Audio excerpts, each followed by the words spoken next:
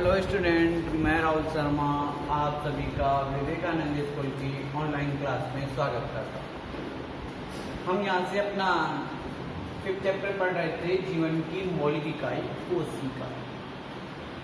इससे पहले अपन ने उत्तक वाला चैप्टर कंप्लीट कर लिया था। अब अपन कोशिका के बारे में बात करेंगे। कोशिका के बारे में भी 1-2 क्लास हो गई थी, उससे अपना नेक्स्ट जो बात करेंगे अपन नेक्स्ट यहाँ से जो भी टॉपिक है अपना वो बात करेंगे। उससे पहले मैं आपको बता देता हूँ कि जिन जिन बच्चों ने यदि उत्तक का काम नहीं किया है वो उत्तक का काम आप ऐसा करना, जिन्होंने ये बीच वाले क्वेश्चन कर लिए हैं वो और भी बढ़िया है, और यदि आप पीछे के कर लेना या जो बीच वाले दिए हैं वो याद करना है। अब यहाँ से अपन बात करते हैं अपनी जो नेक्स्ट क्लास है, वो नेक्स्ट जो वीडियो है अपना, उसके बारे में बात करेंगे अपन। तो अपन यहाँ से कल कोशिका झिल्ली के बारे में पढ़ लिया था। मैंने कोशिका झिल्ली के बारे में आपको बताया था कि कोशिका झिल्ली जो होती है अर्ध पारगम्य होती है, कि मतलब उसमें आधे पदार्थ जो तरल वाले पदार्थ तो उससे बाहर आ जा सकते हैं, और जो ठोस वाले पदार्थ होते हैं, जो भारी पदार्थ होते हैं, वो कोशिका झिल्ली से आ जा नहीं सकते। अब यहाँ जो अपन बात कर रहे हैं वहां का जो बात की थी अपन, अति प्रासली, समप्रासली और अल्पप्रासली विलयन की बात कर ली थी। अब यहाँ जो अपना नेक्स्ट टॉपिक होगा वो अपन बात करेंगे कोशिका भित्ति के बारे में।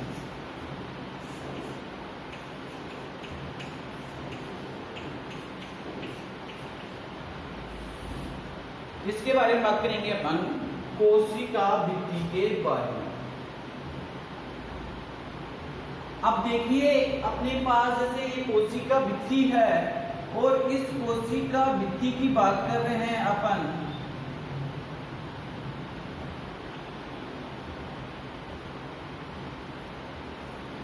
तो जो कोशिका झिल्ली होती है, उस कोशिका झिल्ली के बाहर एक कठोर दृढ़ आवरण पाया जाता है, जिसे कोशिका भित्ति कहते हैं। जैसे आपने पादपों में देखा होगा, पादपों में क्या होती है, एक बाहर की तरफ हार्ड कवरिंग होती है जो क्या बनाती है, कोशिका भित्ति बनाती है। कोशिका भित्ति के क्या कार्य होते हैं कि कोशिका भित्ति जो होती है उनको सूक्ष्म जीवाणुओं से सुरक्षा प्रदान करती है। मैं यहां बात करता हूं कोशिका झिल्ली के बाहर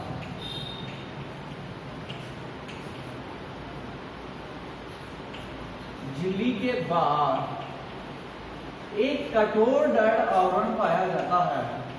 एक कठोर दृढ़ आवरण पाया जाता है,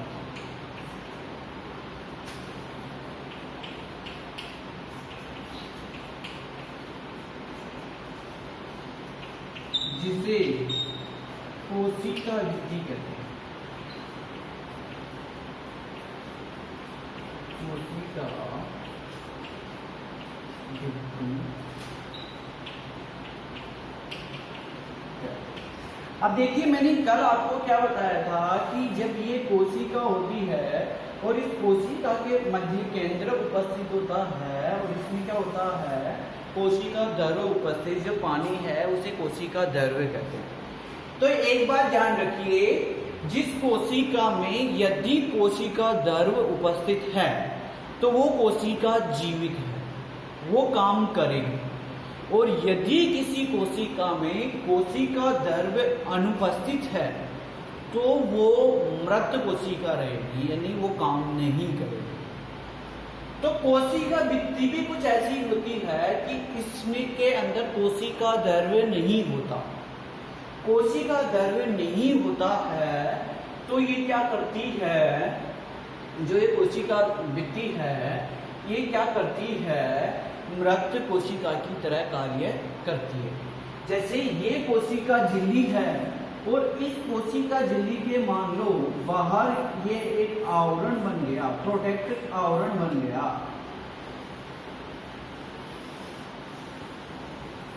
है ना। क्या बन गया, प्रोटेक्टेड आवरण बन गया। इस प्रोटेक्टेड आवरण को अपन क्या कहते हैं, कोशिका भित्ति कहते हैं। अब क्या होगा कि यदि कोई भी सूक्ष्म जीवाणु, कोई भी रोगाणु यदि इसमें प्रवेश करता है तो पहले क्या होगा, इसको इस कोशिका भित्ति से लड़ना होगा, इस कोशिका भित्ति में छेद करना होगा। यदि वो कोशिका भित्ति में छेद कर जाता है, मान लो कि ये कोई जीवाणु था, ये क्या हो गया, इस कोशिका भित्ति में छेद कर या अंदर चला गया, तब तो ये इसमें रोग उत्पन्न कर सकता है। और यदि इसमें छेद नहीं करके ये नहीं जा पाता है तो इसमें क्या नहीं कर पाएगा, ये इसमें रोग उत्पन्न नहीं कर पाएगा। तो क्या कार्य करती है कोशिका भित्ति? कोशिका भित्ति कोशिका को जीवाणुओं से सुरक्षा प्रदान करती है। यदि मैं यहाँ आपको कार्य लिखूं, कोशिका भित्ति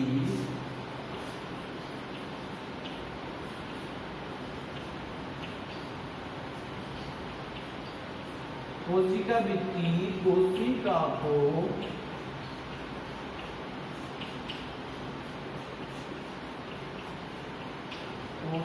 को सुरक्षा प्रदान करती है। सूक्ष्म जीवों से ऐसे लिखे ना, कोशिका को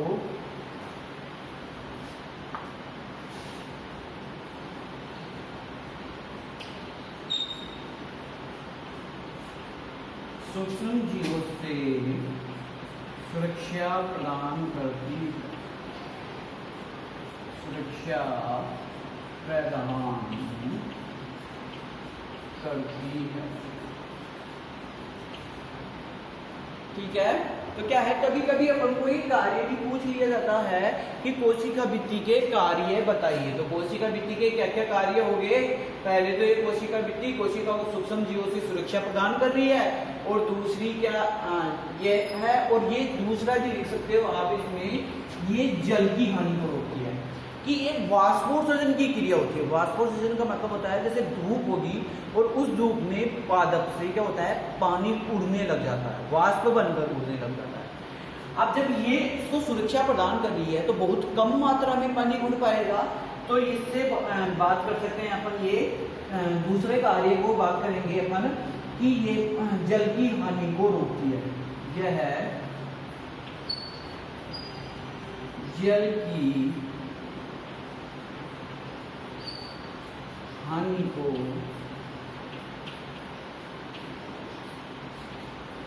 रोकती है। ठीक है, तो ये क्या हो गए, इसके कार्य हो गए, पहला कार्य और दूसरा कार्य हो गया।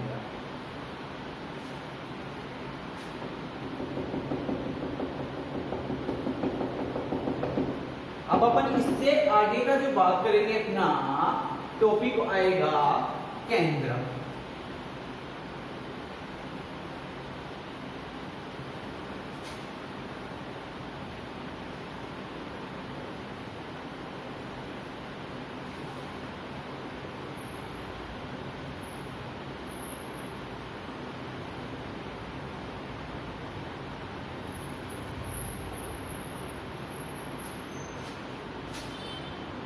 अब क्या है कि जैसे ये अपनी बात कर ली, ये जीवन की मौलिक इकाई की बात कर ली, कोशिका की बात कर ली अपन ने। अब इस कोशिका में क्या हो गया, अपन इससे आगे जो बात करते हैं वो केंद्र की बात करेंगे। तो देखिए अपने पास क्या थी, ये कोशिका थी, इस कोशिका के अंदर ये केंद्रक था। अब मैं आपको एक बात बता देता हूं कि इस केंद्रक के भी क्या होता है, चारों तरफ एक झिल्ली रहती है। क्या रहती है, इस केंद्रक के भी चारों तरफ क्या रहती है, एक झिल्ली रहती है, जिसे अपन क्या कहते हैं, केंद्रक झिल्ली कहते हैं। क्या कहेंगे अपन इसको, केंद्रक झिल्ली कहते हैं। अब केंद्रक झिल्ली इसको कह दिया, क्या कह दिया अपन ने इसको, केंद्रक झिल्ली कह दिया। अब देखिए इस केंद्रक झिल्ली में भी क्या होता है, छोटे छोटे छिद्र होते हैं जिन्हें केंद्रक छिद्र कहते हैं। क्या कहते हैं, केंद्रक छिद्र कहते हैं। अब ये केंद्रक झिल्ली के आधार पर कोशिकाएं दो प्रकार की होती है, ध्यान देना, यहां सबसे इंपॉर्टेंट टॉपिक है। केंद्रक के आधार पर कोशिकाएं कितने प्रकार की होगी? दो प्रकार की कोशिकाएं होती है। कौन कौन सी कोशिकाएं होती है वो अपन यहां अब बात करने जा रहे हैं। पहली जो कोशिका होगी अपने पास वो होगी प्रोकैरियोटिक कोशिका।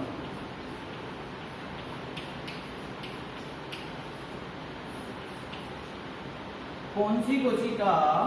प्रोकैरियोटिक कोशिका। और दूसरी कौन सी होगी अपने पास? यूकैरियोटिक कोशिका।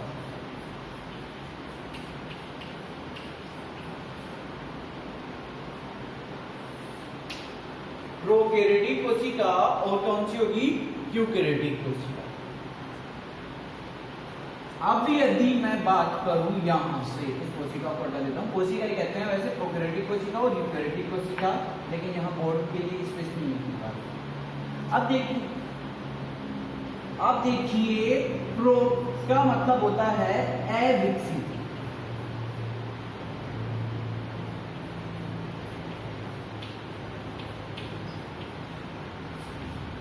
और कैरियोटिक का मतलब होता है केंद्र। तो यदि आपको समझ में आया हो इस चीज से, या जो अपन ने इसका संधि विच्छेद किया है, यदि आपको उससे समझ में आया हो तो ये क्या कहना चाह रहा है? ये वे कोशिकाएं होती है जिनका केंद्रक सुविकसित नहीं होता, मतलब अविकसित होता है। क्या नहीं होता? सुविकसित नहीं होता। ये देखिए अपने पास ये कोशिका थी, इस कोशिका के अंदर केंद्रक था और इस केंद्रक के चारों ओर क्या थी? केंद्रक झिल्ली थी। तो इस प्रकार की जो कोशिका होती है उस कोशिकाओं में क्या नहीं होता? केंद्रक झिल्ली नहीं होती। अब केंद्रक झिल्ली नहीं होगी तो इनका जो केंद्रक होता है वो सारे कोशिका द्रव्य में इस तरीके से फैला हुआ रहता है। इस तरीके से नहीं फैल के कैसे फैला रहेगा? ये इस तरीके से फैला रहता है। ठीक है, तो मैं यहां से लिख सकता हूं ऐसी कोशिकाएं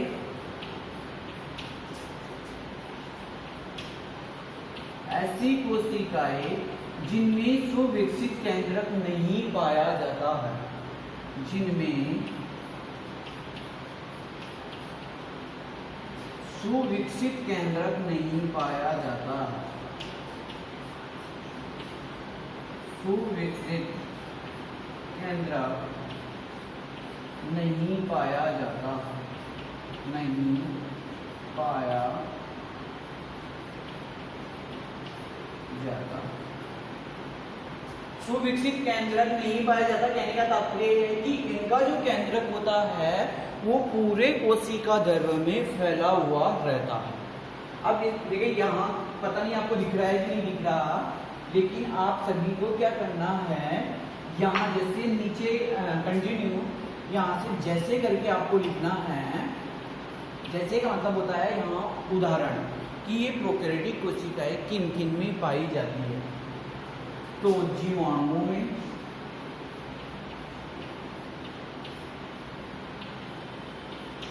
विषाणुओं में,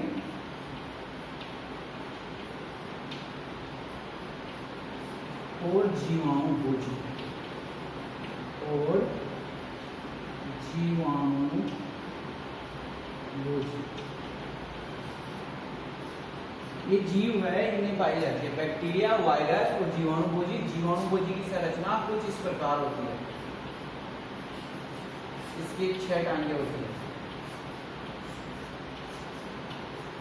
तो जीवाणु भोजी की संरचना कुछ इस प्रकार होती है। तो यहाँ जो अपन बात कर ली अपन ने कि ये ऐसी कोशिकाएं होती है जिनमें सुविकसित केंद्रक नहीं पाया जाता है।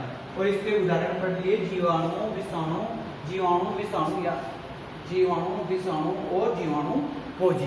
ये इसके क्या हो गए? उदाहरण हो गए। अब बात आती है अपने पास यूकैरियोटिक कोशिका। तो ध्यान दो, वही अपन क्या करना है, उसका जैसा संधि विच्छेद करना है। तो यू का मतलब होता है डेवलप, विकसित, बिल्कुल उसका उल्टा होगा।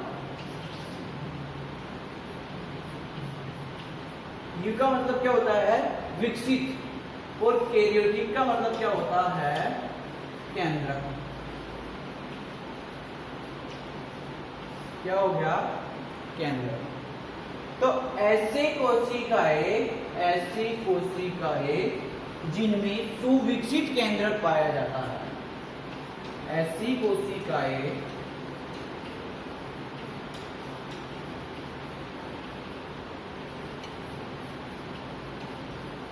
जिनमें सुविकसित केंद्रक पाया जाता है, सुविकसित केंद्रक पाया जाता है,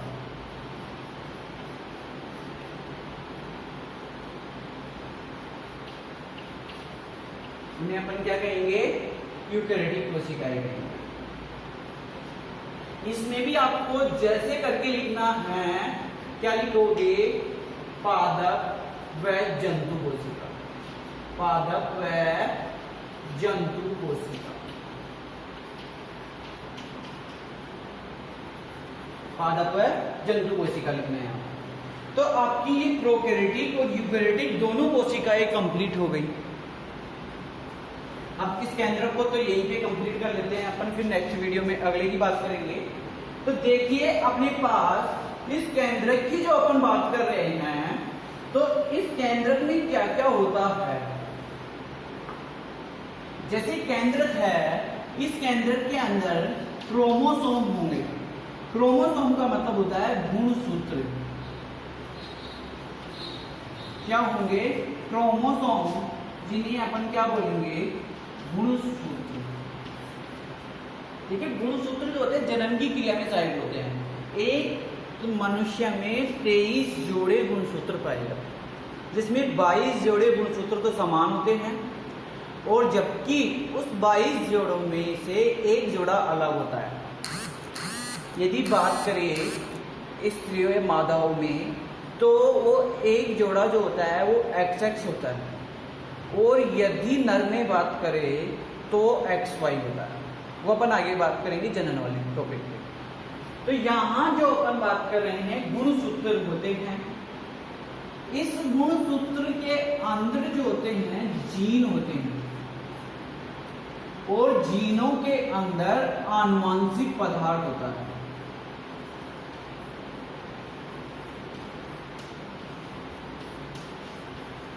क्या होता है, आनुवंशिक पदार्थ, जिसे अपन कहते हैं DNA। क्या कहेंगे, DNA।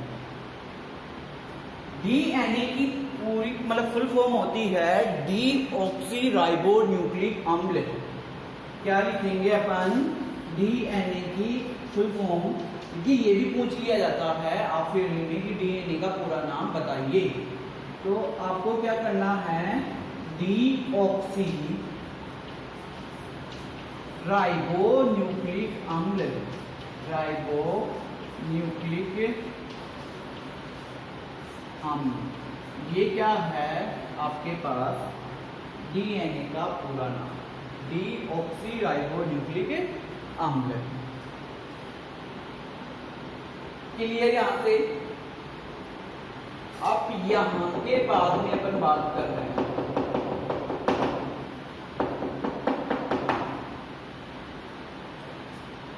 डीएनए का पूरा नाम क्या हो गया, डीऑक्सीराइबोन्यूक्लिक अम्ल।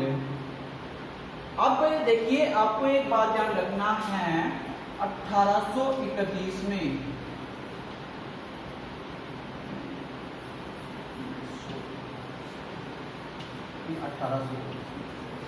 1831 में रॉबर्ट ब्राउन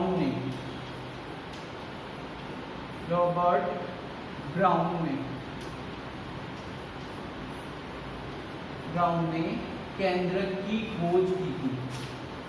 क्या किया था, केंद्रक की खोज की थी 1831 में।